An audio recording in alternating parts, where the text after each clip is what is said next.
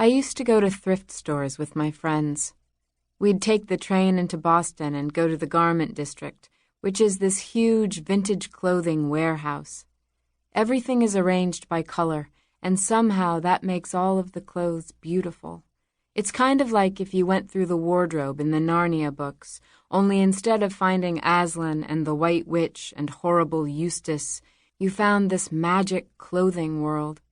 Instead of talking animals, there were feather boas and wedding dresses and bowling shoes and paisley shirts and Doc Martens and everything hung up on racks so that first you have black dresses, all together, like the world's largest indoor funeral, and then blue dresses, all the blues you can imagine, and then red dresses and so on.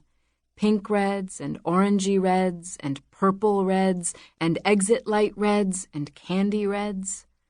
Sometimes I would close my eyes, and Natasha and Natalie and Jake would drag me over to a rack and rub a dress against my hand.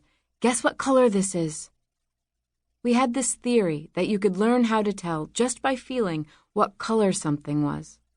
For example, if you're sitting on a lawn, you can tell what color green the grass is with your eyes closed, depending on how silky rubbery it feels. With clothing, stretchy velvet stuff always feels red when your eyes are closed, even if it's not red. Natasha was always best at guessing colors, but Natasha is also best at cheating at games and not getting caught. One time we were looking through kids' t-shirts, and we found a Muppets t-shirt that had belonged to Natalie in 3rd grade.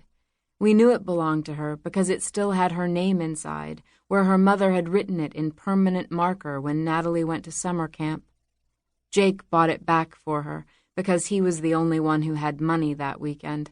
He was the only one who had a job. Maybe you're wondering what a guy like Jake is doing in the garment district with a bunch of girls.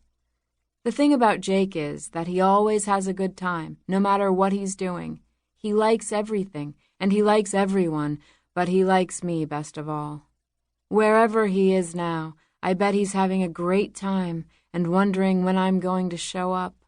I'm always running late, but he knows that. We had this theory that things have life cycles, the way that people do.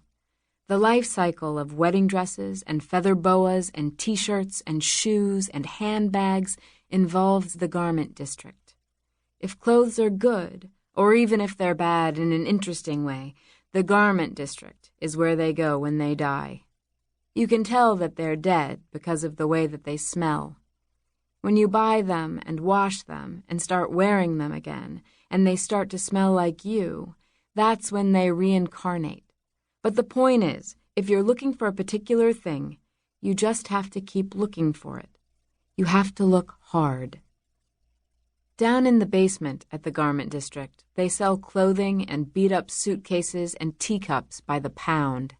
You can get 8 pounds worth of prom dresses, a slinky black dress, a poofy lavender dress, a swirly pink dress, a silvery, starry lame dress so fine you could pass it through a key ring for $8.